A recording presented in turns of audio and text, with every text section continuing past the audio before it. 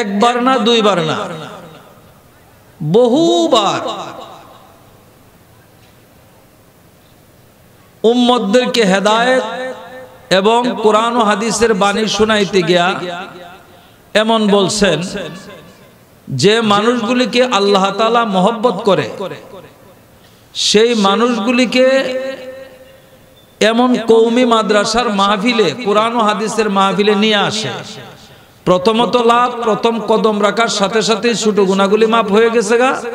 আর মজলিসে আসার পরে যখন নাকি সে তওবা করার সুযোগ হয়ে যায়, সাথে সাথে তার বড় গুনাহগুলিও মাফ হইয়া বেগুনাহ মাসুম নবজাত শিশুর মতো নিষ্পাপ হইয়া বাড়িতে যাওয়ার তৌফিক দান করবেন। কালামে পাকের তেলাওয়াত আমরা শুনছি, আল্লাহর কালাম, এই আজমত, এই ভক্তি, এই শ্রদ্ধা আমার ভিতরে যদি থাকে, মুহাম্মাদুর রাসূলুল্লাহ সাল্লাল্লাহু আলাইহি ওয়াসাল্লাম আল্লাহর হাবিব ছিলেন, উনি সুসংবাদ জানান একটা হরফ পড়া,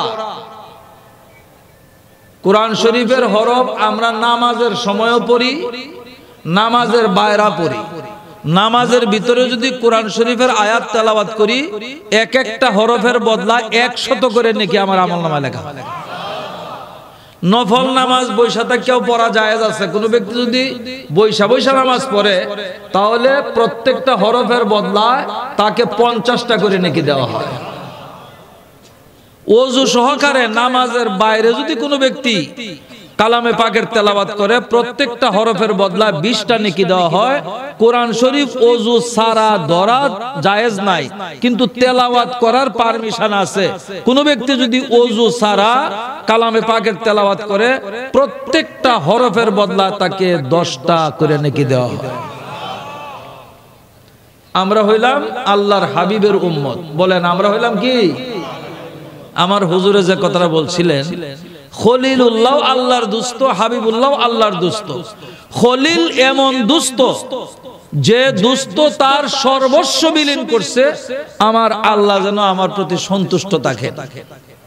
যেমন ইব্রাহিম আলাইহিস সালাম নিজের সন্তানকেও আল্লাহর রাস্তায় কুরবান করছেন, করেন না? করেন নাই? জব হবে না এই কথাটা কিন্তু ইব্রাহিম আলাইহিস সালাম কোনোভাবেই বিন্দুমাত্র ওনার সন্দেহ ছিল না। মুফাসসিরিনে কেরাম লেখছেন, এত জোরে গলার ভিতরে ছুরি, ধারানো ছুরি দিয়ে ফেস দিছেন, কিন্তু একটা পশম পর্যন্ত কাটতেছে না। নিচের থেকে ইসমাইল আলাইহিস সালাম বলতেছেন, বাবা তুমি তো জবাই করো না, তোমার কষ্ট হইতেছে, ছুরির মাথাটা বড় চুক্কা ধারানো, এইটা আমার গলাত লাগায় খুব জোরে ধাক্কা দাও, তাহলে তোমার জব কাজটা অনেক সহজ হয়ে যাবে। মোহতারাম হাজিরিন, ছুরি লাগানির সাথে সাথে ফেরেশতা তা কম্পন শুরু হয়ে গেছে। আল্লাহ, একজন উরজ্জার সন্তান, একজন পিতা, তার ছেলে, তার অন্তরে কি মহব্বত, এটা সারা রাত্র ওয়াজ করে বুঝানি যাইব? তিনিই বুঝবেন যার সন্তান আছে। আল্লাহ কইলেন জিবরাইল আলাইহিস সালামকে, যাও, ইব্রাহিম যে পরিমাণে অগ্রসর হয়েছে তার কুরবানি আমি কবুল করে নিলাম, আলহামদুলিল্লাহ। জিবরাইল আলাইহিস সালাম ইতস্ততা করতেছেন। চতুর্থ আকাশে একটা দুম্বা আছে, যেটা ওই আদম আলাইহিস সালামের ছেলে হাবিল উনি কুরবানি করছিলেন। এই চতুর্থ আকাশে এটা লালন পালন শেষ পর্যন্ত অনেক মোটা তাজা হইছে। এই জানোয়ারটা ছুরির নিচে ধরে দিবা আর ইসমাইল আলাইহিস সালামকে সরাইয়া দিবা। কিন্তু জিবরাইল আলাইহিস সালাম মনে করতেছেন যে আমি যাইতে যদি গলা কাটতেই ভালো, এমনি একটা ডাক দিছে, আল্লাহু আকবার, আল্লাহু আকবার। ইব্রাহিম আলাইহিস সালাম বলতেছেন, এই ময়দানে, মিনার ময়দানে এখনো কিন্তু ওই জায়গাটা চিহ্নিত আছে যে জায়গায় শোয়া ইব্রাহিম আলাইহিস সালামকে, ইসমাইল আলাইহিস সালামকে নিজের বাবা ছুরি দেয়া জব করছিলেন, জব করতে চাইছিলেন। যারা হজে গেছেন ড্রাইভাররা কিন্তু দেখায় ওই যে স্তম্ভটা, মিনাতে একটা হাসপাতাল আছে, ওই হাসপাতালের কাছেই একটু এইভাবে এলেন না, এখানে একটা অনেক পুরাতন স্তম্ভ আছে। এই জায়গাটাই হলো ইসলাম আলাইহিস সালামকে শোয়া কুরবানি করছিলেন। ইব্রাহিম আলাইহিস সালাম মনে করলেন এই নির্জনে আল্লাহর নাম কে ডাকে, আমি ছাড়া তো আর কেউ ডাকরা নাই। এই দিকে সেদিকে তাকায় যখন দেখেন কাউকে দেখা যায় না, উনি বললেন লা ইলাহা ইল্লাল্লাহ। জিবরাইল আলাইহিস সালাম বলে আল্লাহু আকবার, আল্লাহু আকবার। উনি তাকায় দেখেন কেউ নাই, উনি বললেন লা ইলাহা ইল্লাল্লাহ। আবার ছেলেকে আল্লাহু আকবার কইয়া জব করলেন, কিন্তু চোখের কাপড় খুললে দেখেন ছেলে একদম সুষ্ঠ সুন্দর সহি সালেম বৈশা রয়েছে আলাদা, ছুরির নিচে একটা দুম্বা জব হয়ে গেছে। এই সব বললেন ওয়ালিল্লাহিল হামদ। আমরাও কিন্তু 9 তারিখ থেকে আল্লাহু আকবার, আল্লাহু আকবার, লা ইলাহা ইল্লাল্লাহ, আল্লাহু আকবার, আল্লাহু আকবার, ওয়ালিল্লাহিল হামদ পড়ি না? ওয়াজিব। মহিলারাও পড়বেন, তবে আওয়াজ দেন না, সকলের জন্য ওয়াজিব। আসছে কিন্তু সূচনা ওইটা। বলতেছিলাম খলিলুল্লাহ এমন দুষ্ট, ও যে কথাটা রাখি আসছি, ইসমাইল আলাইহিস সালাম বললেন যে আপনার ছুরির আগাটা আমার গলায় ধরিয়া জুড়ে ধাক্কা দেন, তাহলে কুরবানির কাজটা সহজ হয়ে যাবে। কিন্তু এত জোরে ধাক্কা দিচ্ছেন, মুফাসসিরিনে কেরাম বলেন ছুরির আসারটা ছুরির ভিতরে ঢুকে গেছে গা, কিন্তু ওনার গলাতে একটা সরিষা সমতুল্য ঢুকে নাই। এই সময় ইব্রাহিম আলাইহিস সালাম পাগলের মতো দেওয়ানা হয়ে গেছেন, আল্লাহ তুমি কি আমার কুরবানি কবুল করবা না? আমার ছেলেকে তো আমার কুরবান করতে আমার কোনো দ্বিধা নাই, এত কষ্ট করতেছে না, আমার ছুরিতে কোনো ধার নাই, একটা পাথরের উপর ঘষা দিয়েছেন, পাথরটা 2 টুকরা হয়ে গেছে। বলতে ছুরি তুমি কাজ করতেছো না কেন? ছুরিকে আল্লাহ তাআলা কথা বলার সুযোগ করে দিয়েছেন। ছুরি বলতেছে ইব্রাহিম আলাইহিস সালাম আল্লাহর খলিল, যে আল্লাহ আপনাকে মাত্র একবার বলছে তোমার আদরের সন্তান ইসমাইলকে আমার নামে কুরবান করো, সেই আল্লাহ আমাকে 500 বার নিষেধ করছেন, সাবধান ছুরি ইসমাইলের গলায় ঢুকবে না। আল্লাহু আকবার। এরপরে আর অনেক লম্বা চড়া ঘটনা আছে, উনি খলিল উপাধি পাইছেন। খলিল হইল যার সর্বস্ব বিলীন করছেন আল্লাহকে সন্তুষ্ট করার জন্য, আর হাবিবুল্লাহ হইল এমন দুস্থ স্বয়ং আল্লাহ অগ্রিম সব দাবি, সব কথা, সব সুন্দর ব্যবস্থা আল্লাহ তাআলা করে দিয়েছেন, আমার হাবিব যেন আমার প্রতি সন্তুষ্ট থাকে। আল্লাহ সেই হাবিবের উম্মত আমরা। মা ইয়ান্তিকু আনিল হাওয়া ইন হুয়া ইল্লা ওয়াহইয়ুহা। মুহাম্মদ না গুপ্তা তা না গুপ্তা জিবরাইল, জিবরাইল না গুপ্তা তা না গুপ্তা রাব্বুল জলিল। আমাদের নবী মুহাম্মদুর রাসূলুল্লাহ সাল্লাল্লাহু আলাইহি ওয়াসাল্লাম কোনদিন মন গড়া কথা বলেন নাই। উম্মতদেরকে যা সুসংবাদ জানাইছেন, যা করছেন, যা অন্যরা করছে, যা সমর্থন করছেন, সব কিছু জিবরাইল আলাইহিস সালামের মাধ্যমে যা কিছু পাইছেন, জিবরাইল আলাইহিস সালাম মন গড়াও কোনো কিছুই বলেন নাই, যতক্ষণ পর্যন্ত আল্লাহর পক্ষ থেকে নির্দেশিত না হইছেন। সেই নবী মুহাম্মদুর রাসূলুল্লাহ সাল্লাল্লাহু আলাইহি ওয়াসাল্লাম আমাদেরকে সুসংবাদ জানাইছেন, কুল্লু বনি আদামা খাত্তাউন ওয়া খায়রুল খাত্তাইন আত-তাওয়াবুন। নবী রাসূল যারা দুনিয়াতে আসছিলেন তারা ব্যতীত এমন কোন মানুষ নাই এই কথা বলতে পারবে না আমি কোনো গুনার কাজ করি নাই।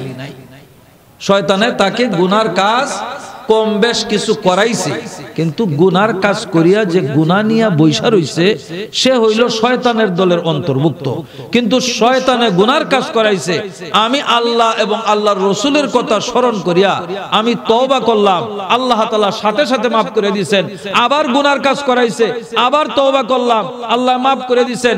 একবার নয়, দুইবার নয়, একই দিনে যদি 100 বার কোন ব্যক্তি তো গুনাহ করে আর 100 বারই তওবা করে, আল্লাহ তাআলা 100 বার তওবার দ্বারা 100 বারের গুনাহ maaf করে দিবেন। আর গুনাহটা maaf করবেন কেমনে? আল্লাহ রাসূল সাল্লাল্লাহু আলাইহি ওয়াসাল্লাম হাদিসে বলেন, আত-তাইবু মিনাজ যামবি কামান লা যামবালা। একটা বাসন যদি ভাঙ্গা যায়, একটা বদনা বলেন, একটা ফাতিল বলেন, একটা সারি বলেন, যাই কিছু আছে বর্তমানে এইগুলি জোড়াও লাগানো যায়, এখন কম লাগায়, আগে কিন্তু তালি দিছে। কিন্তু ভাঙ্গে গেলে তাকে তালি দেওয়া যায়, জোড়া দেওয়া যায়। জোড়াটা কিন্তু কিয়ামত পর্যন্ত যতদিন আমরা বাচ্চা আছে ততদিন থাকে। কিন্তু গুনাহগার ব্যক্তি গুনাহ করিয়া যদি তওবা করে, তার আমলনামার ভিতরে এমন দেখা যাবে না লোকটা গুনাহ করছেন, পরে সে তওবা করছে, মাফ করছে, আল্লাহ তাআলা সম্পূর্ণ তাকে নিষ্পাপ বানায় দেয়। আল্লাহ তাআলা কালামে পাকে বলছেন, ইয়া আইয়ুহাল্লাযীনা আমানুত্তাকুল্লাহ, ও আমার ঈমানদার বান্দা বান্দীগণ, তোমরা আল্লাহকে ভয় করো। অন্য আয়াতে বলছেন, ওয়া মান ইয়াত্তাকিল্লাহা ইয়াজআল লাহু মাখরাজা, যে ব্যক্তি আল্লাহকে ভয় করবে। তাকওয়া বলা হয় এমন ভয় যে ভয়ের সাথে ভক্তি আছে, ভক্তি সহকারে যে ব্যক্তি ভয় করবে, ইয়াজআল লাহু মাখরাজা ওয়া ইয়ারযুকহু মিন হাইসু লা ইয়াহতাসিব, দুনিয়ার যা মুসিবত আছে সবগুলি দূর করে দিবেন, দুনিয়াতে যা যা প্রয়োজন আছে সবগুলি তাকে দেয়া দিবেন, আখিরাতে যত যত মুসিবতের ঘাটি আছে এইগুলি পারি দিয়ে আল্লাহ তাআলা তাকে জান্নাতে পৌঁছায় দিবেন। তাকওয়া এমন একটা জিনিস, আল্লাহর ভয় এমন একটা জিনিস। উলামায়ে কেরাম এখানে আছেন, এক হাদিসের ভিতরে আছে, এক ব্যক্তি বিছনায় শোয়া মারা যাবে, তার ছেলেপেলেদেরকে ডাক দিয়ে বলছে, বাবা আমি আর বিছনা থেকে উঠবো না, আমি মারা যাব, অনেক কষ্ট করে তোমাদেরকে লালন পালন করছি, শেষবার একটা ওসিয়ত করে যাইতেছি, আমার ওসিয়তটা তোমরা পালন করতে হবে। পালন করবা? যে করব। কাগজ আনো, কলম আনো, লেখকে একেবারে অঙ্গীকারনামা লিখে দিছে। বলে কি? যে আমি মারা যাওয়ার পরে আমার লাশটা তোমরা পুরাই আলবা, পুরিয়া ছাই করিয়া নদীতে ফালাইয়া দিবা, বাতাসে উড়াইয়া দিবা, পাহাড় পর্বতে ছিটাইয়া দিবা। কিছুক্ষণ পর মারা গেছে। বাচ্চা কাচ্চাদেরকে যেভাবে অঙ্গীকার নিছে, তারা বাধ্য হইছে বাবার এই ওসিয়ত সুন্দরভাবে যেন যথাযথ পালন করতে পারে, তার বাবার লাশ পুরিয়া কিছু নদীতে, কিছু বাতাসে, কিছু পাহাড়ে ছিটাই দিছে।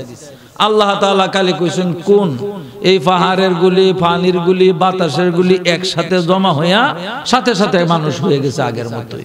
আল্লাহর কাছে কোনো কঠিন আছে?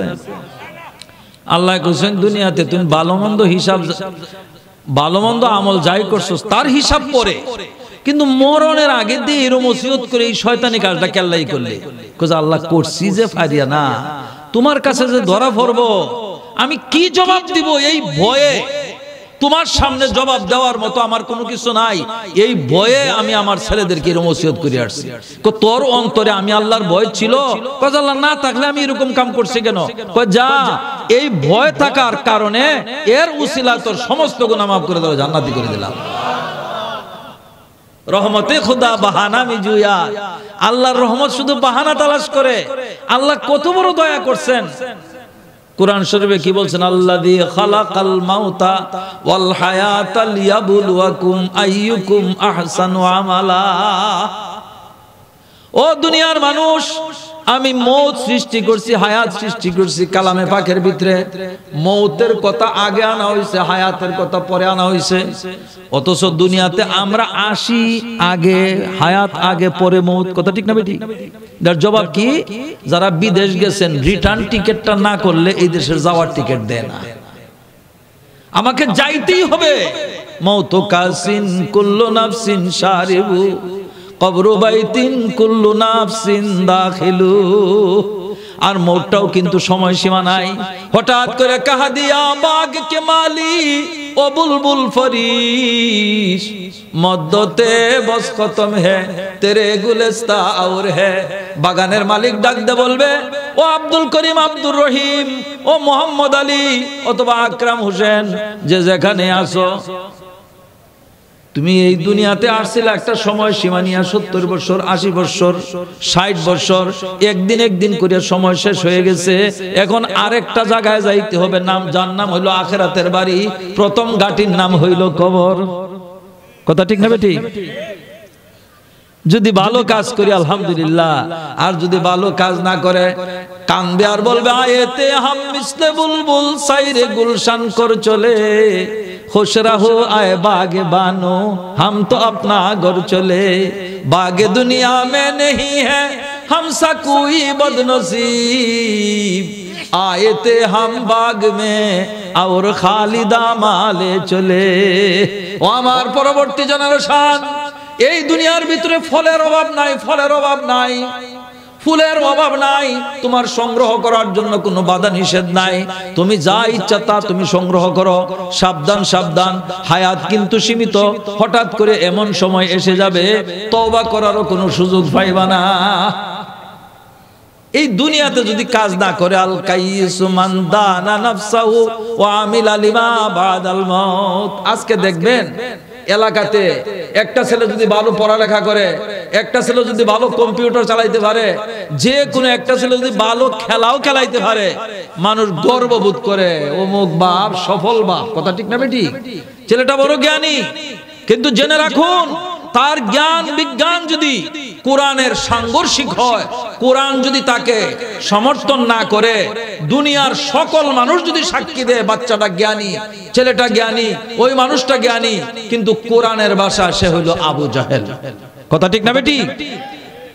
এই আবুল হাকাম মুহাম্মদুর রাসূলুল্লাহ সাল্লাল্লাহু আলাইহি ওয়াসাল্লামের যুগে যে আবু জাহেল নাম ছিল, সে কিন্তু কাফেরদের মুখের ভাষায় সে ছিল জ্ঞানীর পিতা, কিন্তু তার জ্ঞান যেহেতু কোরআনের সাথে মিলে নাই, সম্পূর্ণ কোরআন বিরোধী, কোরআনের ভাষায় বলা হয়েছে তাকে আবু জাহেল। আল্লাহ তাআলা সঠিক বুঝ আমাদেরকে দান করুন, আখিরাতের জন্য কিছু কামাই করার তৌফিক দান করুন। আর আখিরাতটা এমন হবে, একটা এই যে আমি যে আয়াতটা পড়ছিলাম, আল্লাযী খালাকাল মাউতা ওয়াল হায়াতা লিয়াবলুয়াকুম আইয়ুকুম আহসানু আমালা, এই আয়াত নাযিল করিয়া দুনিয়ার মানুষকে এত বড় একটা সুসংবাদ দিবেন, বলছেন আমি তোমাদেরকে দুনিয়াতে পাঠাইলাম পরীক্ষা করতেছি কে সুন্দর অতি উত্তম আমল করে, কে বেশি আমল করে। এই কথাটা কিন্তু এই আয়াতে বলা হয় নাই। এই জন্য হাদিসে আছে, সারা জীবনে এমন কোন একটা নেকের কাজ যদি হয়ে যায়, সমস্ত গুনাহ আল্লাহ তাআলা মাফ করিয়া তাকে জান্নাতি বানায়া কবরে নেবে। পাপের কাজও ঠিক এইরকমই। তাহাজ্জুদ পড়তে পড়তে, 5 ওয়াক্ত নামাজ তো পড়েনি, তাহাজ্জুদ গুজার, কিন্তু জিন্দেগীর এমন একটা খারাপ কাজ করছে, জিন্দেগীর বন্দেগী শেষ করে তাকে জাহান্নামী বানায়া কবরে নেওয়া হয়েছে। হাদিসের ভিতরে আছে, এক বেশ্যা মহিলা, খেয়াল করে শুনবেন মা বোনেরা যারা মাদ্রাসা এখানে জমাইছেন, আপনারা বড় ভাগ্যবান। মাঝখানে একটা কথা বলি, সুসংবাদ। 4-5 বছর আগে সারা পৃথিবীতে জরিপ হয়েছে কোন দেশে হাফেজে কোরআনের সংখ্যা বেশি। জরিপ করে দেখা গেছে বাংলাদেশ 1 নাম্বার। আল্লাহু আকবার। দ্বিতীয়বার আবার জরিপ করছে সহি শুদ্ধভাবে কোরআন পড়তে পারে কোন দেশে বেশি, সেখানেও বাংলাদেশ 1 নাম্বার। তৃতীয়বার জরিপ করা হয়েছে ছোট্ট হাফেজের সংখ্যা কোন দেশে বেশি, সেখানেও বাংলাদেশ 1 নাম্বার। মুহতারাম হাজিরিন, যারা বয়স্ক মানুষ আছেন, আমরাও ছোট সময় হেফজ পড়ছি। আমাদের সময়ে যারা হেফজ খতম করছে তাদের দাড়ি কিন্তু অর্ধেক কমপক্ষে ফাঁকি গেছে। হেফজ পড়তে পড়তে দাড়ি 3 ভাগের 2 ভাগও ফাঁকছে, অর্ধেক ফাঁকছে। 30-35 বছরের আগে কেউ কোরআন শরীফ খতম করে হাফেজ হইতে পারে নাই, কিন্তু আজকে কি দেখতেছি আমরা, 7 বছরের বাচ্চা, 8 বছরের বাচ্চা, 9-10 বছরের বাচ্চা, তাও 1 বছর 6 মাস, কয়েকদিন আগে দেখা গেছে মাত্র 90 দিনে 30 পারা কোরআন শরীফ একটা 8 বছরের বাচ্চা সে হেফজ করে আছে। এটা আমার হুজুর বলতেন, বালিয়ার পীর সাহেব হুজুর, এই অবদান হইল মহিলা মাদ্রাসা। এই অবদানটা কি? খতিবে আজম সিদ্দিক আহমদ সাহেব আজকে বাংলাদেশের ধর্ম উপদেষ্টা আফম খালেদ সাহেবের শ্বশুর। বাংলাদেশে একজনই ছিলেন খতিবে আজম। আমরা ওনাকে চিনতাম, আমরা যখন বালিয়া পড়ালেখা করি, সংগ্রামের পরে 2 বার উনি গেছিলেন। আর এর আগে পাকিস্তান পিরিয়ডে খতিবে আজম সারা বালিয়ার সভা হইতো না। বালিয়ার সভা সারা বাংলাদেশে বিশ্ব ইজতেমা ছাড়া এত বড় মাহফিল তখনকার দিনে আর কোথাও হয় নাই। এখন আবার চরমোনায় হয়, চরমোনায়ের পরেই বালিয়ার মাহফিল সবচেয়ে বড় মাহফিল। মুহতারাম হাজিরিন, ওই মাহফিলের ভিতরে খতিবে আজম সাহেব বলছিলেন, ও মা বোনেরা, সন্তান গর্ভে নিয়া তোমরা গান বাদ্য বাজনা অশ্লীল ছায়া ছবি এই সমস্ত দেখো না, কারণ গর্ভের সন্তানের উপর এর অ্যাকশন হয়। তুমি এরপরে সন্তান জন্মের পরে যদি গর্ভের ভিতরেই তাকে নষ্ট করে ফেলো, যতই তাবিজ কবজের জন্য হুজুরদের কাছে যাও, সেই বাচ্চাটা কিন্তু আর কোনোদিন তোমার কথা মানবে না, সহি শুদ্ধভাবে সঠিকভাবে চলবে না। এরকম নজির আমাদের দেশে আছে না নাই? মুহতারাম হাজরিন, আজকে মহিলা মাদ্রাসা হওয়ার কারণে, মহিলা মাদ্রাসা তো হইছেই, কিন্তু কি পরিমাণে মাদ্রাসা! এমন কোন অলিগলি, এমন কোন গ্রাম যেখানে একটা বস্তি আছে সেখানে একটা দুইটা মাদ্রাসা। আমরা যখন হাটহাজারি পড়ালেখা করি, হাইলদর নামে একটা জায়গা আছে, আব্দুল হালিম সাহেব নেজামে ইসলামের সভাপতি ছিলেন, উনি মহিলা মাদ্রাসা করছিলেন। আমাদের দুর্গাপুর, জারিয়া, পূর্বদলা কয়েকটা মেয়ে লেখাপড়া সেখানে করতো। আমরা এটা নিয়ে মস্কারিও করছি, মেয়েদের আবার মাদ্রাসা কিসে।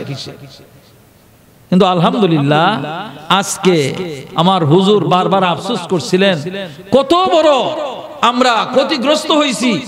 এই মহিলা মাদ্রাসা আবিষ্কার আরো 50 বছর, 60 বছর, 70 বছর আগে কেন আমার মুরব্বীরা বা আমরা আগে করলাম না কেন? আর আজকে দেখা যায় এই মহিলা মাদ্রাসার ছাত্রীরা যখন বিবাহ শাদী হয়, তার গর্ভে সন্তান যায়, তাসবিহ তাহলিল সহ কোরআন তেলাওয়াতের পরিমাণ বাড়ায় দেয়, আর আল্লাহ তাআলা এর উসিলা তার বাচ্চাটাকে অর্ধেক হাফেজ, 3 ভাগের 2 ভাগ হাফেজ বানায় দুনিয়াতে আল্লাহ বাড়াইতেছে। কাজে মহিলা মাদ্রাসার দরকার আছে না নাই? আর যদি বলেন যে আমাদের এলাকার সুযোগ নাই, এটা আমরা মানব না, কারণ এমন কোন এলাকা নাই যেখানে মহিলা মাদ্রাসা হয় নাই। আর যেখানে হয় নাই তারা বাহিরে আসারও যথেষ্ট সুযোগ সুবিধা রয়ে গেছে। আল্লাহ তাআলা এই মহিলা মাদ্রাসা, আজকে যে মাদ্রাসার আয়োজনে ছেলেদেরও মাদ্রাসা আছে, বিশেষ করে মহিলা মাদ্রাসার বাস্তবতাটা আপনাদেরকে শোনাইলাম। আর দেখতেছেন সারা পৃথিবীতে মুসলিম রাষ্ট্রে যারা হাফেজে কোরআন আছে তারা প্রতিযোগিতা হয়, বাংলাদেশে হয়, সৌদি আরবে হয়, দুবাইয়ে হয়, কাতারে হয়, কুয়েতে হয়, ইরানে হয়, দেখেন এমনে হয়। দেখেন আজকে বাংলাদেশে এমন কোনো প্রতিযোগিতা নাই, 1 নাম্বার, 2 নাম্বার, 3 নাম্বার, এরকম একাধিক প্রতি বছরেই তারা সারা পৃথিবীর শ্রেষ্ঠ হাফেজ হিসাবে পুরস্কৃত হইয়া বাংলাদেশে আসতেছে। কথা ঠিক না বেটি? আল্লাহ তাআলা এই নিয়ামতকে কিয়ামত পর্যন্ত 12 অনুক কবুল করুন, সকলে বলেন আমিন। মুহতারাম হাজরিন, আমি বলতেছিলাম তাকওয়া এমন একটা জিনিস, যদি বলছে যে আল্লাহ তোমার ভয়ে আমার বাচ্চা কাচ্চাকে আমি এরকম বলছি, রহমতে খুদা বাহানা মিজুয়াত, হাসরের ময়দানে 2টা মানুষকে আইনা ডাক দিবেন, হিসাব নিকাশ করে দেখা যাবে 2টা মানুষই কিছুদিন জাহান্নামে থাকতে হবে। নেকের কাজ আমল আছে, নেক আমল আছে, কিন্তু এই পরিমাণে নেক আমল হয় নাই যে সরাসরি জান্নাতে চলে যাবে। আল্লাহ বলবেন যাও তোমরা কিছুদিন জাহান্নাম ভোগ করিয়া আমি যখন দয়া করি আমি তোমাদেরকে আমার কুদরতি ডাবু দিয়ে জাহান্নাম থেকে উঠায় জান্নাতে পৌঁছায় দিব, এখন তোমরা 2 জন জাহান্নামে যাও। এই কথা শোনা মাত্রই একটা ব্যক্তি জাহান্নামের দিকে একেবারে দৌড় দিছে।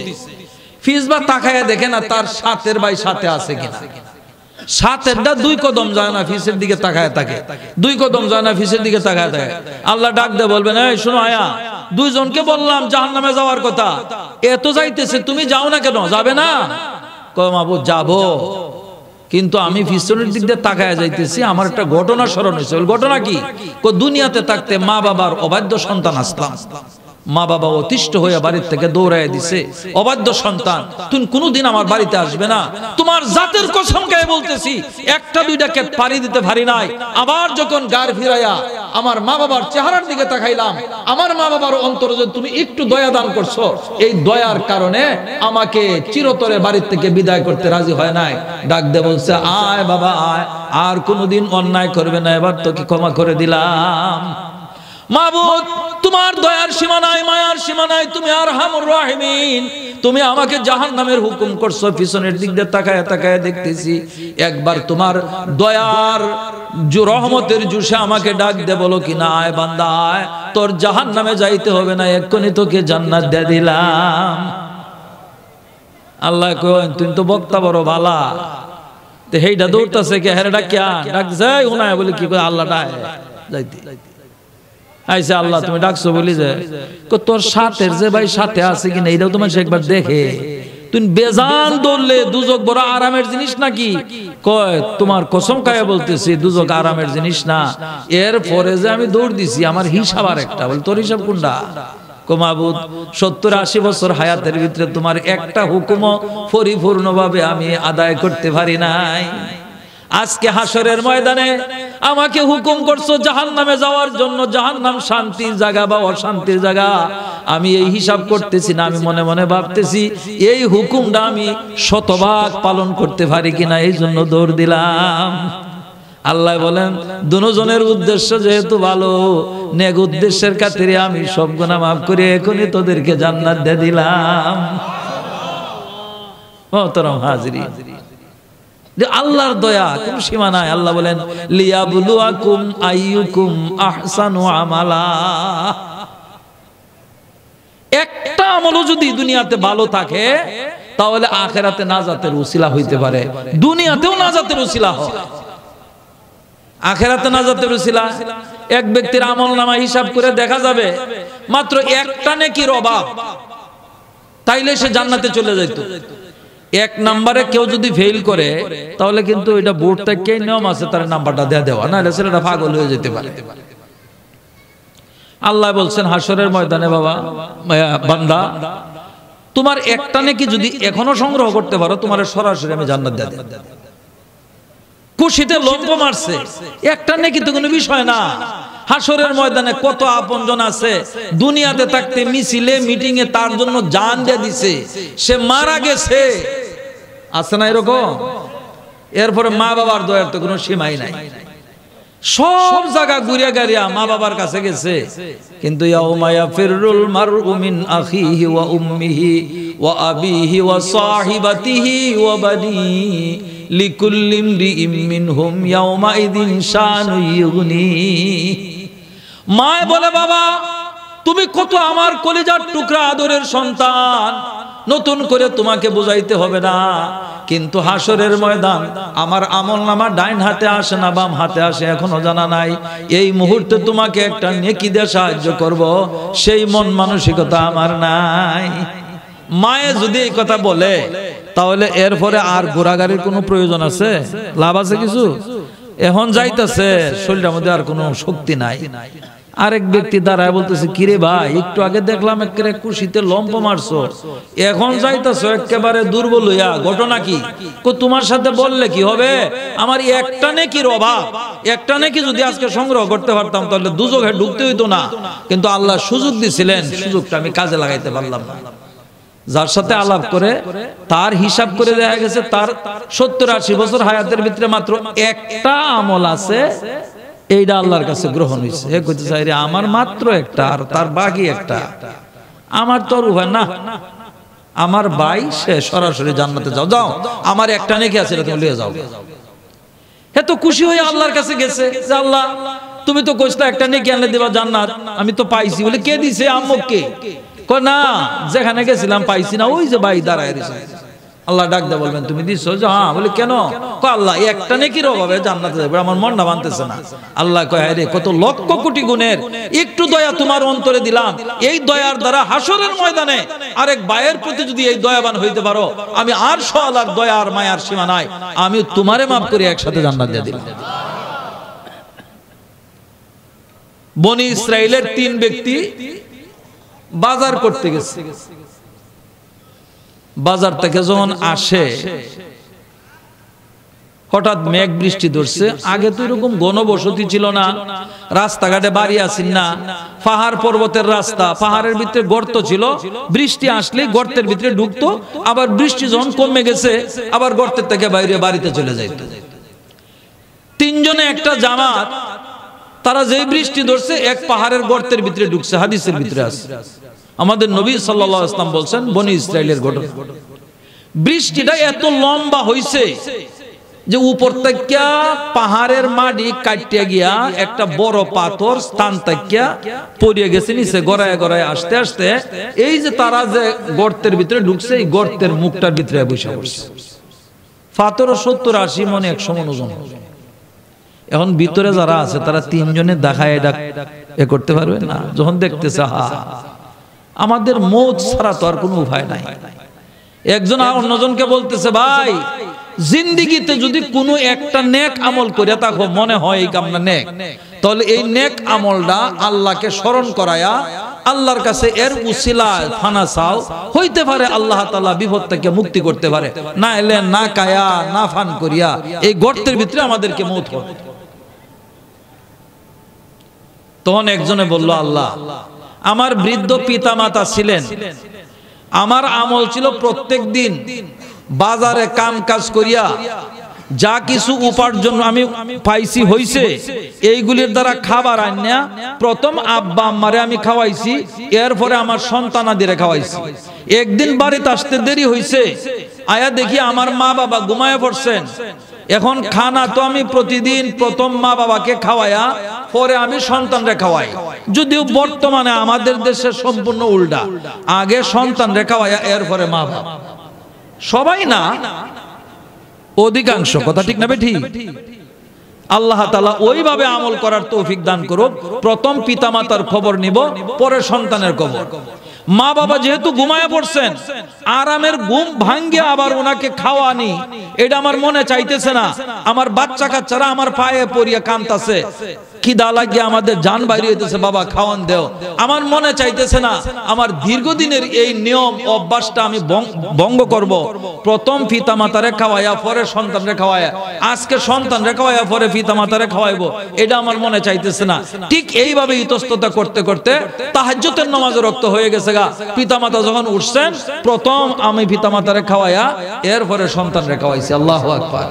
বলতেছে, মাবুদ এই কাজটুকু যদি একমাত্র তুমি আল্লাহর সন্তুষ্টর জন্য করে থাকি, মাওলা দয়া করিয়া মেহেরবানি করিয়া এই মুসিবত থেকে আমাদেরকে উদ্ধার করো। ওই যে পাথরের নিচে যে তারা পড়ছে, এই দোয়াটা করতে দেরি হয়েছে, পাথরটা লাড়া দিয়ে একটু সরিয়ে যাইতে দেরি হয়।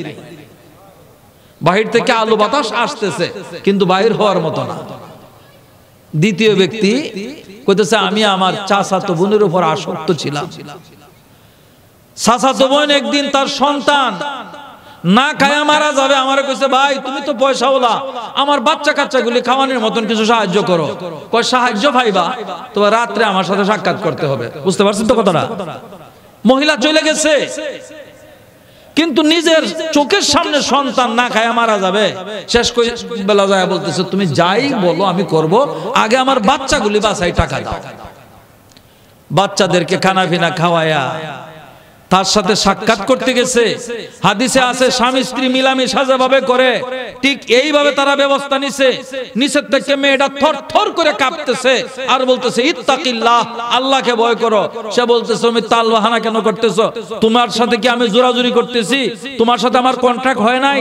তুমি টাকা নেও নাই? সব কিছু ঠিক আছে, কিন্তু এমনটা করতেছো কেন? আল্লাহর ভয়ে কোনোদিন এই কাজে যাই নাই, শুধু ছেলে মেয়েদের খাবারের জন্য, নাইলে মারা যাবে চোখের সামনে। তোমার সাথে অঙ্গীকারবদ্ধ হইছি, আমি আল্লাহর কাছে কি জবাব দিব? এই কথাটা শোনা মাত্রই ওই মহিলাকে ছেড়ে দিয়া বলতেছে, তুমি কোনোদিন এমন খারাপ কাজ করো নাই, আজকে মাত্র প্রথম। এই তোমার হালত, আল্লাহকে এত ভয় করতেছো। আমার জিন্দেগিতে তো আমি অনেক খারাপ কাজ করছি, আমাকে আল্লাহ মাফ করবেন। হ্যাঁ, তুমি তওবা করো, আল্লাহ মাফ করে দিবেন। এই জায়গা থেকে তওবা করে সে ভালো হয়ে গেছে। সে বলতেছে, মাহবুব ওই দিন যদি ওই মহিলাকে আমার কাছে ভাই, আমার সব কিছু সুযোগ সুবিধা ছিল, একমাত্র তুমি আল্লাহর ভয়ে যদি তাকে ছেড়ে থাকি, আমি পাপ কাজ ছেড়ে থাকি, এর উসিলায় এই পাথরের নিচের থেকে বের হওয়ার মতো আমাদেরকে ব্যবস্থা করে দাও। পাথরটা আরেকটু সরে গেল। আল্লাহু আকবার। তৃতীয় নাম্বার ব্যক্তির ভালো আসলো, তার অবস্থাটা হয়েছে চুল কাটছে। আগের মুরব্বীরা দেখছি আমরা, বাড়িতে বাড়িতে গেছে, আমনের গা ওই নাফিদ বেটা চুল কাটতো, তারে 2-4 মুঠ চাউল দিছে, এই দিলেও 10 আমনের গা হাজার হাজার টাকার ঝগড়া হইছে। আরে নে হে কয় না, এডি হইতো না, আরো দে হয়। রাগ করে বেটা গেছে গা, চুল কাটছে, চাউল নিছে না বা টাকা নেয় নাই। এইরকম 20-30 বছর চলে গেছে, নাফিদ বেটা বুড়া হয়ে গেছে গা। হঠাৎ করে ভাবতেছে, ওই দক্ষিণে ভাড়ার বা আরেক গ্রামের এই চাচার কাছে তো আমার এককালীন কিছু পাওনা আছে, যদি আমার এই দুঃসময়ে এইগুলি দিত, যায় যখন চাইছে যে হ হ আমি তো তোমারে তালাশ করতেছি, এই বন্ধে যায় দেখো একটা গরুর ভাল, একটা উটের ভাল, একটা ছাগলের ভাল, এই কামলা টামলা যারা আছে সব সহ তোমারে নিয়ে যাও। বেড়া কো আতাসকারু মিন্নি, সাসা আমার লগে মস্কারি করে না, আপনার আল্লাহ মাল দিছে দেখিয়া আমনে বাবা আমার ফাওনাটা দে ভাই। কয় খুদার কসম গায়ে বলতেছি, তুমি যখন রাগ করে চলে গেছো তোমার পাওনাটা আমি এইভাবে রাখি নাই, এইগুলি বাড়ানোর চেষ্টা করছি, ইখলাসের সাথে বাড়ানোর চেষ্টা করার কারণে এই অল্প দিনে তোমার পাওনাটা থেকে একটা গরুর ভাল, একটা ছাগলের ভাল, একটা আপনার গা উটের ভাল হয়ে গেছে গা, রাখালগুলিও তোমার পালের পয়সা দিয়ে আমি রাখছি, সবগুলি নিয়ে যাও। মুহতারাম হাজিরিন, দোয়া করতে মাহবুব এই কাজটুকু যদি একমাত্র তুমি আল্লাহর ভয়ে আমি করে থাকি, মেহেরবানি করে এই বিপদ থেকে মুক্তি দান করো। পাথরটা এইভাবে সরে গেল, তিনজন বের হয়ে গেল। আল্লাহু আকবার।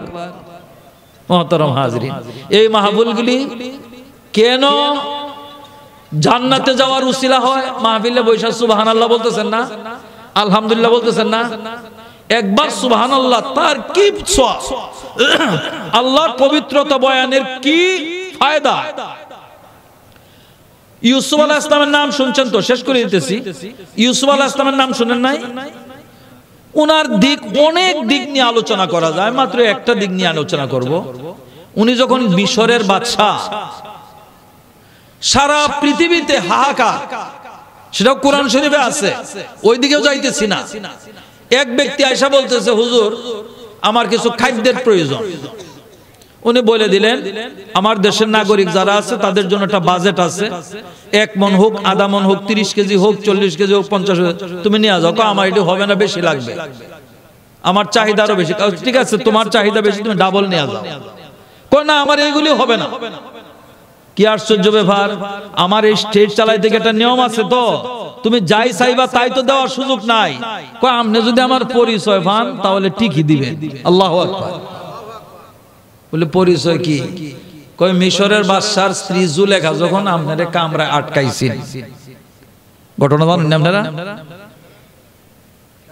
শেষ পর্যন্ত ওয়াল্লাযীনা জাহাদু ফিনা লানাহদিয়ান্নাহুম সুবুলানা। কোরআন শরীফের আয়াত এই সবকটা শিখে রাখবেন, যে যে মুসিবতে পড়েন না কেন, আপনার সাধ্য অনুযায়ী যদি আপনি একটু লড়াছড়া করেন, অগ্রসর হন, যেটা শক্তি এবং সাধ্যের বাইরে, সেইটুকুর ব্যবস্থা আল্লাহ তাআলা কুদরতিভাবে করে দেবেন। জুলেখা যখন আটকাইছে, বাইরনির সুযোগ নাই, পিছনের দিক দিয়ে তাকায়া দেখে দরজা সব বন্ধ। আমার হুজুরে ওয়াজ করছেন, জুলেখা কয় ইউসুফ তুমি তো বেডা মানুষ, তুমি বুঝো না কেন লাগি ডাকতাছি। ইউসুফ আলাইহিস সালাম দেখতেছেন নিঃসন্দেহে এটা পাপের কাজ, কিন্তু আমি যে জায়গায় দাঁড়ায় রইছি দরজাটা তো 10 হাত দূরে বা 5 হাত দূরে, এই জায়গাটা ফাঁক, এন থেকে দৌড় মারিয়া দরজা পর্যন্ত যাওয়া জানা না। তো আল্লাহ বলতে পারেন তুমি দরজা পর্যন্ত যাওয়ার তো তোমার বাধা ছিল না, যেটা তোমার বাধা, তোমার শক্তি অনুযায়ী যদি অগ্রসর হও, যেটা তোমার শক্তি সাধ্যের বাইরে, সেইটুকুর ব্যবস্থা আমি কুদরতিভাবে করে দেব। উনি দরজা পর্যন্ত যাওয়ার জন্য আল্লাহু আকবার বলে যখন চিৎকার করে দৌড় দিলেন, আল্লাহ তাআলা বলছেন তোমার শক্তি শেষ, আমার কুদরত শুরু হইল, একে একে 60টা দরজা খুলে গেল। শাহী গেইটে গিয়া পৌঁছে ইউসুফ আলাইহিস সালাম পাশে দিয়ে জুলেখাও দৌড় দিছে। ঘটনাটা কি হইল বুঝে শেষ করতে পারতেছে না, দরজা কেমনে খুলে গেল। মিশরের বাদশা এই মুহূর্তে হাজির, যদি দেখে তার বিবি ভিসে দেয়াইতেছে ইউসুফ আলাইহিস সালাম সামনে, বুঝার তোর কোনো বাকি থাকে না। তাৎক্ষণিক জুলেখা বলতেছে ইউসুফ সে দোষী, তাকে শাস্তি দেও, কাজের ছেলে আমার সাথে দুর্ব্যবহার করতেছিল, তাকে দৌড়ায় নিয়ে আসছি। ইউসুফ আলাইহিস সালাম কয় না আমি দোষী না। হ্যাঁ কয় দোষী, আমি দোষী না। এই ব্যবস্থা কোনো জায়গায় কোনো সুযোগ ছিল না। একটা মেয়ে যখন একটা বাচ্চা নিয়ে যাইতেছে, দুধের বাচ্চা, সে বলতেছে ও আজিজে মিশর, সত্যিকারে ইউসুফ দোষী না জুলেখা দোষী, এটা আপনার মাথা কামাইতে হবে না, এটার ফয়সালা আমি করব। বাচ্চার কিন্তু তখন দাঁত ওঠে নাই, কথাও বলতে পারে না। আল্লাহর কুদরতে এই মীমাংসার জন্য পাঠায় দিছে, এই যে কুলের বাচ্চাটা আছে, এই বাচ্চাটা হইলাম আমি। ওই যে বেটা সাহায্য অন্ত গেছে। আল্লাহু আকবার। ইউসুফ আলাইহিস সালাম খুশি হয়ে বললেন যাও, গোডাউনে গেছে, তার সে যতটুকু মনে চায় এই পরিমাণে তারে দেয়া দাও। উলামায়ে কেরাম বলেন ইউসুফ আলাইহিস সালামের পবিত্রতা বয়ানের কারণে যদি 1 গুণ থেকে 90 গুণ বেশি পর্যন্ত উনি সাহায্য করতে পারেন, আমার আল্লাহর পবিত্রতা বয়ান, এই সুবহানাল্লাহ, আলহামদুলিল্লাহ, আল্লাহু আকবার বললে জান্নাতের দিকে কতটুকু আমাদেরকে অগ্রসর হওয়ার ব্যবস্থা করে দেন। আর একটু কথা কইয়ে লাই, ইউসুফ আলাইহিস সালাম শেষ পর্যন্ত জুলেখার সাথে বিবাহ শাদী হইছে। আল্লাহ কারো মনের আশা বাকি রাখছেন না। হইছে কেমনে? যখন জুলেখা সে লাইনে আসছে, তার বগলে একটা মূর্তি ছিল, সব সময় তাকে পূজা করত। ইউসুফ আলাইহিস সালামের কথা শুনলেই মানুষকে টাকা পয়সা দিত। টাকা দিতে দিতে একবারে ফকির, কানতে কানতে চক্ষুগুলি গলে গেছে, অন্ধ হয়ে গেছে গা। আরেকদিন বগল থেকে এই মূর্তি বাইর করে কয়, এটা কোনো মাবুদ হইল নাকি? কত কান্না কানলাম, সব শেষ করলাম, কিন্তু 4 পয়সার কামে দিল না।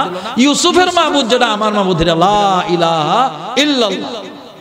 সাথে সাথে আল্লাহ তাআলা ইউসুফ আলাইহিস সালামের কাছে জিবরাইল আলাইহিস সালাম পাঠায়া বললেন, অমুক জঙ্গলের ভিতরে রাস্তা আছে, এই রাস্তার ভিতরে আমার এক বান্দি শুয়ে রয়েছে, তাড়াতাড়ি বান্দির খবর লও। কে কই? আল্লাহ কই। ইউসুফ আলাইহিস সালাম যাইতে বাধ্য। যায় দেখেন আসলে মহিলা পড়ে রয়েছে পাগলির মতো, রূপ লাবণ্যতা কিছু নাই, বৃদ্ধা, চক্ষুগুলি কানা গলে গেছে গা। বলছে, তুমি কে? যে আমি জুলেখা। তুমি কে? যে আমি ইউসুফ। কো তুমি ইউসুফ? আয়ো কাছে আসো। আল্লাহ জানো কইছে খবর লো, কাছে না যায় তো উপায় নাই। যে কেন লাগে আইছো আমার এনো? যে আল্লাহ কইছে তোমার এনো আইতাম। কয় আমার আল্লাহ যদি তোমারে পাঠায় থাকে, তুমি আমার জন্য দোয়া করো, 3টা দাবি, এই দাবিগুলি যেন আল্লাহর কাছ থেকে তুমি মঞ্জুর করে লয়ে দাও। নবীরা যে দোয়া করেন সে দোয়া কবুল হয়। কয় বলো। আল্লাহ তাআলা আমার চক্ষুগুলি যেন ফিরায় দেন, আমি তোমারে দেখতে পারি। তাই দোয়া করছেন, সাথে সাথে চক্ষুগুলি আবার ফিরে আইছে। আল্লাহু আকবার বলে। আল্লাহু আকবার। আচ্ছা, আর কি তোমার দাবি? আল্লাহ তাআলা আমার যৌবনটা ফিরায় দিত। দোয়া করছেন, একবারে আগের মতো যুবতী হয়ে গেছে। আল্লাহু আকবার। আর কোনো দাবি আছে? আরেকটা ছেলের কি? তুমি আমারে বিয়া করন লাগবে। এখন তো ইতস্ততা করতেছেন। জিবরাইল আলাইহিস সালাম কইতেছেন যে আল্লাহরও এই ধরনের সিদ্ধান্ত। আল্লাহু আকবার। বিবাহ করলেন, ঘরে গেলেন, বিবাহ শাদী উড়ায়া যদি বাড়ির বউ নেয়, তাড়াতাড়ি যদি ঘরে না দেয়, অনেক ছেলেরা কিন্তু মাথা বেদনা শুরু হয়ে যায়। এটা শহরে না, হয়তো গ্রামে হয়। 30 বছর 40 বছর থাকতে পারবেন, কিন্তু বিবাহ শাদীর পরে সময়টা কঠিন হয়। ইউসুফ আলাইহিস সালাম তো মানুষ, উনিও যেহেতু আল্লাহর পক্ষ থেকে বিয়া হয়ে গেছে, আসো আমরা ঘরের ভিতরে যাই, একটু স্বামী স্ত্রী আলাপ আলোচনা করি। উনি বলেন, অসম্ভব কথা, তোমার পিছনে আমার সর্বস্ব বিলীন করলাম, তোমার চোখের কোনা দেও আমার দিকে কোনোদিন চাও নাই। যে আল্লাহ তোমারে পাঠাইছে, এই আল্লাহর কদমে সেজদা না করে তোমার কাছে আমি কোনো সময় দেব না।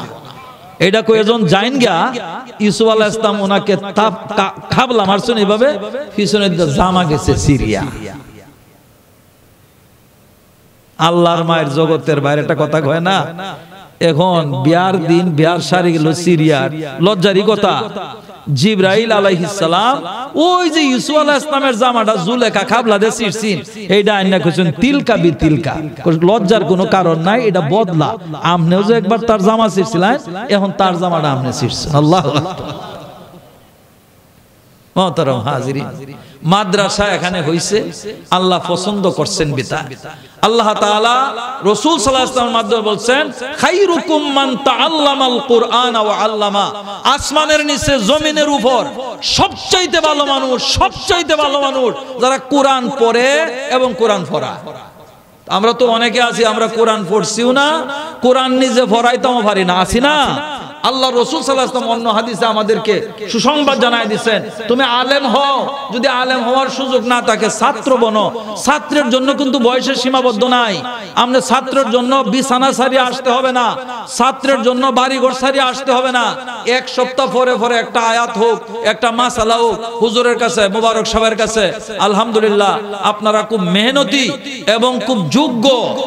আমাদের সাথে অন্তরের যে ছেলেটা, যে ছাত্রটা উস্তাদকে সবসময় স্মরণ করে, দোয়া করে, নিঃসন্দেহে তার ইলম আল্লাহ তাআলা কবুল করছে। সে মেহনত করতেছে, পুরুষের মাদ্রাসা, ছেলেদের মাদ্রাসা, মেয়েদের মাদ্রাসা, এবং সভাপতি সাহেব, সেক্রেটারি সাহেব, যারা ক্যাশিয়ার সাহেব, যারা উতপুতভাবে জড়িত, আমি যতটুকু দেখলাম এখানে সম্ভাবনাময় খুব তাড়াতাড়ি মেয়েদের জন্য দাওরা হাদিস পর্যন্ত মাদ্রাসা হয়ে যাবে, আল্লাহ তাআলা কবুল করুন। ছেলেদেরও দাওরা হাদিস পর্যন্ত মাদ্রাসা হয়ে যাবে, আল্লাহ তাআলা কবুল ও মঞ্জুর ফরমান, সকলে বলে আমিন। যদি এখানে হয়ে যায়, আমরা তো একটা কথা, ইচ্ছা অনিচ্ছা ওনাদের সাথে মিললেই থাকতে হবে, ঠিক না কথাটা? আল্লাহ বলেন ইয়া আইয়ুহাল্লাযীনা আমানুত্তাকুল্লাহ, আল্লাহ বলতেছেন আমি আল্লাহকে তোমরা ভক্তি সহকারে ভয় করো। ভক্তি সহকারে ভয় করলে দুনিয়া আখিরাতে তোমরা কামিয়াব হইবা। এটা ভক্তি সহকারে ভয়টা কোন সময় করতে পারবো, সহজ হবে কেমনে? ওয়া কুনু মা'আস সাদিকিন, যারা কোরআন হাদিসের আলেম তাদের সংস্রব এখতিয়ার করো, তো সুযোগ হয়ে যাবে না? দান খয়রাত করার সুযোগ হয়ে যাবে। মা বোনদের উদ্দেশ্যে যা বলছিলাম, বেশ্যা মহিলা রাস্তা দিয়ে যাইতেছে, দেখে একটা কুকুরের বাচ্চা পানির পিপাসায় মারা যায়।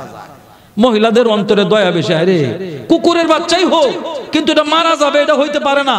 দৌড়ে যায়, যাও একটা কুয়ার ভিতরে পানি দেখছে, বালতিও নাই, দড়িও নাই।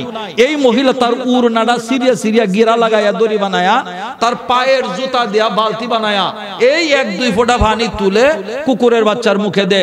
দৌড়াদৌড়ি করতে করতে হঠাৎ কুকুরের বাচ্চাটা সুস্থ হয়ে যখন এক জায়গা থেকে অন্য জায়গা যাইতেছে, আল্লাহ ডাক দিয়ে বলতেছেন, ও বান্দি, কত লক্ষ কোটি গুণের একটু দয়া দিলাম, তোর এই দয়ার দ্বারা আমার নিকৃষ্ট একটা প্রাণীর উপর এত দয়াবান হইলে আমি আরশওয়ালা তোর জিন্দেগীর সমস্ত গুনাহ মাফ করে তোর জান্নাতি বানায় দিলাম। আরেক মহিলা, মা বোনেরা শুনে রাখবেন, আরেক মহিলা তাহাজ্জুদ নামাজ পড়ে, 5 ওয়াক্ত নামাজ পড়ে, তাসবিহ পড়ে, তাহলিল পড়ে। একটা বিলাই তারে জোর বড় ত্যাক্ত করে, যেটাই তো জাহানে তো খায়ালা, এরকম বিলাইয়ের অভ্যাস আছে না? শেষ পর্যন্ত অতিষ্ঠ হইয়া এই বিড়ালের গলায় রশি বাঁধিয়া তার ঘরের কোন ফালার ভিতরে, চৌকাটের ভিতরে বাঁধা রাখছে। এই যে বিড়ালটা মেও মেও মেও মেও করছে কয়েক মাস পর্যন্ত, তারে সারেও নাই, তাকে কোনো খানা ফিনাও দেয় নাই। অবশেষে বিড়ালটা মারা গেছে। আল্লাহ অসন্তুষ্ট হইয়া তার জিন্দেগীর বন্দেগী বরবাদ করে তাকে জাহান্নামে বানায় কবরে গেছে। মোহতরম হাজরিন, উলামায়ে কেরামকে মহব্বত করবেন, উলামায়ে কেরামের সাথে থাকবেন। আমাদের নবী সাল্লাল্লাহু আলাইহি ওয়াসাল্লাম বলছেন, নিজে আলেম হও, কো পারলাম না, মা বাবা মাদ্রাসা দেয় নাই, কো ছাত্র বনো, এইটারও সুযোগ নাই। কয় তাহলে যারা পড়ে এবং পড়ায় তাদেরকে সাহায্য করো। সাহায্য শুধু টাকা দেওয়া হয় না, সাহায্য কথার দ্বারা হয়, সাহায্য শ্রমের দ্বারা হয়, সাহায্য আপনি বসে একটা পরামর্শের দ্বারা হয়। তাও যদি না হয়, না পারো, কোন ধরনের নিজে আলেম হইলা না, ছাত্র বনতে পারলা না, যারা পড়ে পড়া কোন প্রকার সাহায্য করতে পারলা না, আও মুহিব্বা, যারা পড়তেছে পড়াইতেছে ওই কাজের আঞ্জাম দিতেছে, তাকে অন্তরে অন্তরে মহব্বত করো। ওয়ালা তাকুন খামিসান, সাবধান সাবধান, পঞ্চম দলের অন্তর্ভুক্ত হইও না, ফাতাহলিক, ধ্বংস হয়ে যাবে, জাহান্নামে হয়ে যাবে। মুহতারাম হাজিরিন, সুতরাং আমরা আলেম হইতে পারলাম না, ছাত্র বনবো, তাও যদি না পারি, যারা পড়ে পড়া তাদেরকে সার্বিক সাহায্য সহযোগিতা করব।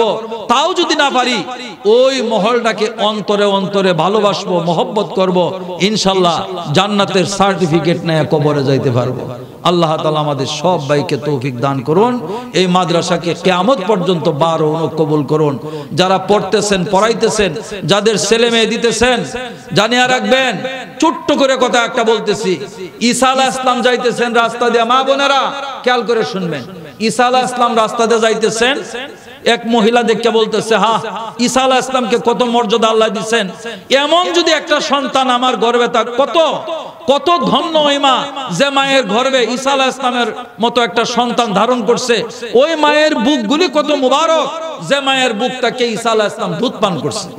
ঈসা আলাইহিস সালাম শুনে বললেন, মা আপনার কথা ঠিক আছে, আপনাকে আরেকটা সুসংবাদ জানাই, আমার পরে যিনি নবী আসবেন, আদম আলাইহিস সালাম থেকে নিয়ে আমি ঈসা আলাইহিস সালাম পর্যন্ত লক্ষ লক্ষ নবী রাসূলগণের ভিতরে উনি হবেন সরদার। উনার উপর একটা কিতাব নাযিল হবে যার নাম হলো কোরআন শরীফ। এই কোরআন শরীফ 100 আপনারা 4টা কিতাবের ভিতরে শ্রেষ্ঠ কিতাব। এই কোরআন শরীফ 30 পারা যে হাফেজে কোরআন বুকে ধারণ করে, হাফেজে কোরআনের বুকটা আমার মায়ের বুকের চেয়ে আল্লাহর কাছে লক্ষ লক্ষ গুণ বেশি দামি। ও মা, একজন আলেমে দ্বীন অথবা হাফেজে কোরআনের যে মায়ের গর্ভে ধারণ করবে, সেই মায়ের গর্ভ আমি ঈসা আলাইহিস সালামের মায়ের গর্ভের চেয়ে লক্ষ লক্ষ গুণ বেশি দামি।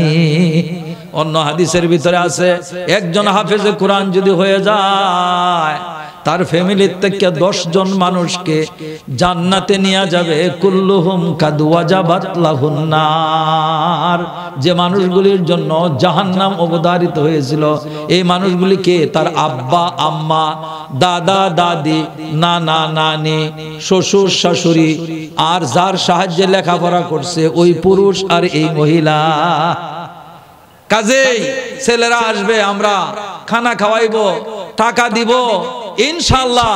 এই আমার শ্রম এবং গ্রামে অর্জিত টাকা পয়সা, নিজে আলেম হইতে পারলাম না, হাফেজ হইতে পারলাম না, নিজের সন্তানকেও আলেম হাফেজ বানাইতে পারলাম না, আমার সাহায্য সহযোগিতা যদি একটা হাফেজে কোরআন হয়ে যায়, এই ছেলেটা যখন জান্নাতে যাবে, যার সাহায্য সহযোগিতা সে আলেম হইলো, হাফেজ হইলো, তাকে বাদ দেশে জান্নাতে যাইতে পারবে না। আমরা ইনশাআল্লাহ সাহায্য সহযোগিতা করবো তো ইনশাআল্লাহ। আল্লাহ কবুল ও মঞ্জুর ফরমান।